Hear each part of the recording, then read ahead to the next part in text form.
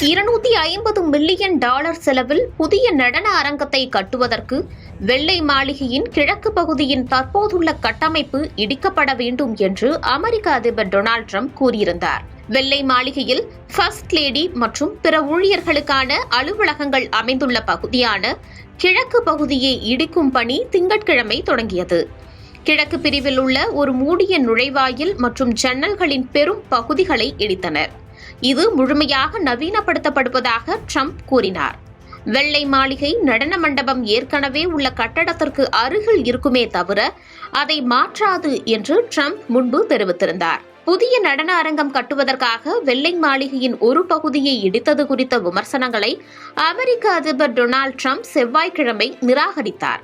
கட்டுமான பணிகளின் சத்தம் என் காதுகளுக்கு இசை என்றும் கூறி சர்ச்சையை கிளப்பினார்.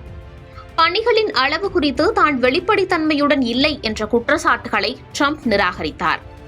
செய்தியாளர்களிடம் இதுகுறித்து பேசும்போது, யாரும் இதுவரை இருந்ததை விட நாங்கள் மிகவும் வெளிப்படைத்தன்மையுடன் இருந்துள்ளோம் என்று நான் நினைக்கிறேன் என குறிப்பிட்டார் ட்ரம்ப்.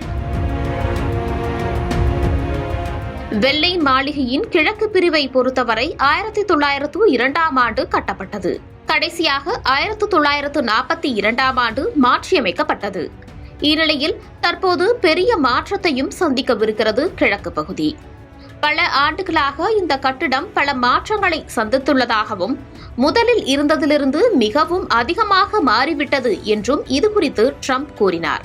அமெரிக்காவின் வரலாற்று சிறப்புமிக்க தளங்களை பாதுகாக்கும் வாஷிங்டன் லாப நோக்கமற்ற அமைப்பான நேஷனல் ட்ரஸ்ட் ஆஃப் ஹிஸ்டாரிக் பிரசர்வேஷன் இந்த திட்டம் குறித்து ஆழ்ந்த கவலை கொண்டுள்ளதாக வெள்ளை மாளிகை அதிகாரிகளுக்கு கடிதத்தை அனுப்பியது.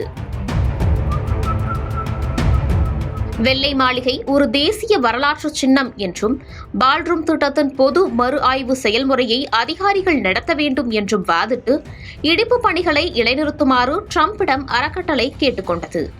2016ஆம் ஆண்டு அமெரிக்க அதிபர் பதவிக்கு ட்ரம்பை எதிர்த்து போட்டியிட்ட ஹிலாரி கிளின்டன் உட்பட சில ஜனநாயக கட்சியினர் ட்ரம்பின் இந்த செயலை விமர்சித்துள்ளனர்.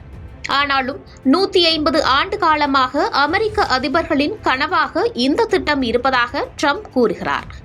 இந்நிலையில் வெள்ளை மாளிகை கட்டிடத்தின் பகுதிகள் இடிக்கப்படும் புகைப்படங்கள் தற்போது வைரலாகி வருகிறது.